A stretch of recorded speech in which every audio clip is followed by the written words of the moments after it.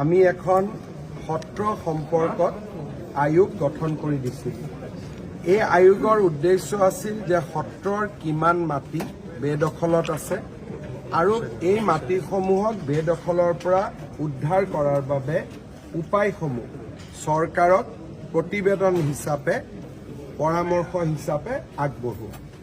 মই অত্যন্ত আনন্দিত যে প্ৰায় 150খনতকৈও অধিক সত্ৰ ভ্ৰমণ কৰি আৰু বাকী বিভিন্ন ধৰণে সত্ৰাধিকাৰ বা সত্ৰৰ লগত জড়িত আটাইৰে সৈতে কথা বতৰা পাতি দুটা খণ্ডত সত্ৰ আয়োগে এখন বিস্তৃত প্ৰতিবেদন চৰকাৰক দাখিল কৰিছে।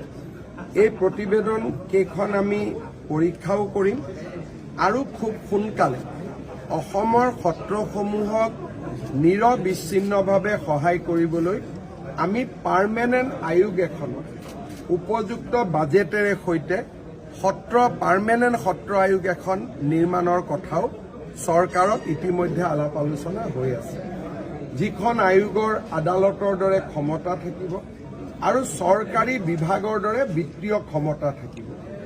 এই সম্পৰ্কত আমাৰ চিন্তা চৰ্চা চলি আছে।